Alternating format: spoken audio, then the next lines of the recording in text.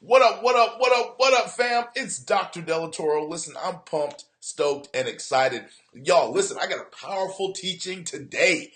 Let's just jump right in. Please fire off in the comments. Let me know where you're tuning in from. It means so much to me. And listen, I want to jump right in, right?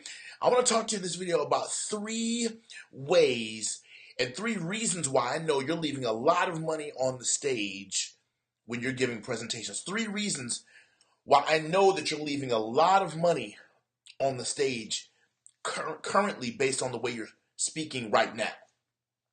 And this is one of the reasons why I want to work with you. So I want you to do me a favor. Get a pen and paper out. I want to give you 3 reasons why you're leaving money on the table. You're leaving money on the stage that should be in your bank account, in your pocket. But you're leaving money on the table for these 3 reasons, my friend. So let's jump right in. Okay, I'm pumped. I'm excited. Listen, I got a 3-day deep dive training coming up in January that I want you to be a part of. So I want you to visit crushthestage.com to put your name on a waiting list right now. Crushthestage.com. I'm doing my coveted 3-day speaker training boot camp. I haven't done this for the general public in a long time, and I'm only doing it for high-level, high-end entrepreneurs, influencers, executives, leaders, right? Those in ministry, those who are seriously serious about really scaling what you do and taking it to the next level using live presentation skills. Does that make sense? So listen, I'm pumped and excited. I want to jump right into the teaching. So go to crushthestage.com, put your name on the waiting list so you'll be the first ones to know about and register for our 3-day deep dive in-person training in Tampa, Florida in January. So pumped, so stoked, so I'm ready. Let's talk about the 3 reasons why you're leaving money on the table. First reason that I see because y'all, I speak all over the world, but when I speak all over the world, watch this. Because I'm at these events, I'm seeing and studying all kinds of other speakers all the time. And so because I'm constantly speaking at events, I'm constantly studying other speakers. And I want to give you these 3 reasons because I see a lot of speakers leave a lot of money on the table. So I want to help you not do that. So the first reason why I think a lot of speakers leave a lot of money on the table is because of winging it, right? What I call practicing during a performance. And what I mean by that is I think sometimes, especially when we become successful, right? Sometimes we rely too much on our social media following, our social media influence. Sometimes we rely so much on our current success in corporate America, our current title in the organization, our certifications, our degrees, our credentials, the letters behind our name. Sometimes I think that we rely too much on external accoutrements. And so because we have all these external accoutrements, we don't do the internal work on not only ourselves, but we don't do the internal work on our presentation to really make it masterful. In other words, we say, okay, because a lot of people follow me, I'm just going to kind of go up there and wing it. And I know a lot of online influencers. I know a lot of speakers, coaches, entrepreneurs, people who are making great money, killing it, crushing it. And they wing it when it comes to their on-stage presentations. And the reason why I know this is because I'm in a lot of the green rooms, and they come up to me and they tell me, they're like, hey, Dr. Del Toro, I know you're an incredible keynote speaker, but I know you train speakers as well. How did I do? And then when I say, okay, well, do you want my honest feedback? They're like, please, because I know I did this, and that wrong. I'm like, okay, well, you already kind of know that. But they come up and they vet their presentation skills through me because they know I've spent decades doing this, right? And my master's degree is in curriculum development and curriculum design, right? And so one of the things that I really believe is important is that you cannot practice during a performance. You can't just be out there winging it, fam. You've got to put preparation into giving a masterful presentation. You've got to put preparation into giving a masterful presentation. You really, really do. You cannot just be out here just, okay, I'm just gonna let it hit me once I get on stage. No, man, your audience deserves more than that. The client deserves more than that. The event deserves more than that. And you deserve more than that, right? Proper prior planning prevents pitifully poor performance, even if you have a great brand, even if you make 7 figures, even if you have a big email list, even if you have a great database, even if you have a great following, even if you make great income, even if you're already respected, even if you got titles out the wazoo. Proper prior planning prevents pitifully poor performance. So stop winging it and really put the time and intention into really crafting a masterful presentation that not only makes you better as an individual, it makes you better as an influencer and a CEO and a leader, right? But it also makes your audience better. Does that make sense? Because here's the truth. The biggest room in the world is room for improvement. We can all get better and we can all improve. Am I right about it? Right? So the first reason why I know you're leaving money on the table is because most influencers get up there and they just wing it. And I don't want that to be your reality.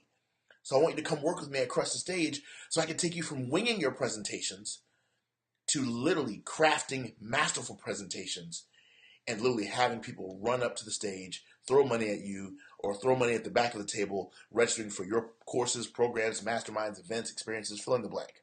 Does that make sense? But you got to stop practicing during a performance. Second reason why I know you're leaving a lot of money on the table is because the truth is we tend to rush the close. Let's talk about that for a minute. Second reason why I know you're leaving a lot of money on the table is because you rush the close. Whatever your CTA is, whatever your call to action is in the presentation, 9 times out of 10, because you're a natural educator, because you're a natural teacher, because you're a natural giver, and you want to help people so much, which I know you do, let's just say you have an hour presentation, 9 times out of 10, more than likely, you're probably teaching for 50 to 55 minutes of that. And then at the last little tail end, right, you throw in whatever the CTA is or whatever the offer is. Now, there's 3 reasons why I suggest that you not do this. Number 1, repetition is the mother of skill and rehearsal is the father of learning. If the only time your audience hears about your offer is at the tail end of your presentation, they only heard it once. So they don't understand how valuable the offer is, and they don't even understand the offer. Number 2, right, 9 times out of 10, if you have to rush it at the end, your cadence changes. And when your cadence changes from that nurturing, caring speaker to this person that has to try to rush the presentation at the end, it turns into a quick pitch fest, and you turn into a salesperson, right? You turn into someone who's trying to sell you hard on something fast. Your cadence, your tonality, your timbre, your phraseology, your vernacular shifts. And when that shifts, a lot of audiences don't like that part of your presentation. Does that make sense? And then here's the truth. You don't even like who you have to become in those last 5 minutes to try to rush the sales process. Because the truth is, the sales process doesn't need and shouldn't need to be rushed. Does that make sense? So that's the second reason why that strategy is not effective. And the third reason why it's not effective is because if you mention at the tail end, again, they can't connect whatever the offer is to your presentation because they've heard 90 minutes of what you're talking about and 5 minutes of what the offer is. And so in their mind, they cannot connect those dots clearly. Does that make sense? You need more time to unpack it, explain it, give examples, share testimonials, and things of that nature. So I know you're leaving a lot of money on the table because if you're not mentioning your primary offer till the tail end of your presentation, my friend, you're doing your audience and you're doing your sales a massive disservice. And that's the reason why I need you to sign up for our waiting list because I cannot wait to get my hands on you and your presentations. I cannot wait to have you live in Tampa in front of me so I can teach you how to do this correctly and then put you on stage and make you do it in front of other high-level influencers so we can all critique you, coach you in a safe space to help you get better faster. That's what this is all about. Are you feeling me? The third reason why I know you're leaving a lot of money on the table is because a lot of times, especially if we already have influence, we think our audience cares about our story. We think our audience cares about our presentation and our message. And here's the truth, y'all. We get up there, we tell these long, drawn out, I've seen it so many times, these long, drawn out stories, right? Whether we're on panel or whether we're doing keynotes or training or whatever, or breakout sessions or whatever, we're giving these long, daggum, drawn out stories that are disconnected from the offer, disconnected from the message, disconnected from the title of the talk, and you lose your audience in the details of a story that's not even relevant to selling the audience on the primary thing you're trying to sell them on. So I want to teach you when you come work with me how to only tell stories that directly help you convert. I want to teach you how to story sell, not just story tell. So I really, come on, somebody. Does that make sense? Fire off in the comments if you like that one. Come on. I need you to story sell, not just story tell. Good God have mercy. Come on, somebody, right? So I think that's so very, very powerful. If you can learn how to do that, you can become masterful. You can become incredible, remarkable, extraordinary, and sensational. So do me a favor. If you've enjoyed these 3 lessons, y'all, this is just like a crouton. That's one crouton on a massive salad that is nothing but the appetizer to a massive 7-piece entree that I want to begin to start to break down for you and teach you how to master the platform. I need you to go to crushthestage.com right now, sign up for our waiting list so you can be the first to know and the first to enroll in our upcoming 3-day deep dive presentation skills mastery program that's going to help you generate literally massive amounts of revenue in your business and your brand. It's going to help you increase your impact, influence, and income. It's going to help you gain more clients, contacts, contracts, and cash.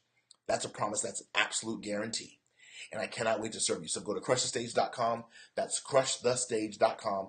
Sign up for our waiting list. There's 2 awesome videos on that page. Watch them both and sign up for our waiting list, and you will be the first to know when we open up registration for this incredible, incredible 3-day experience. It's going to absolutely shift your business and shift your income forever. All right. God bless you, my friend. I hope you enjoyed this broadcast, and we'll look forward to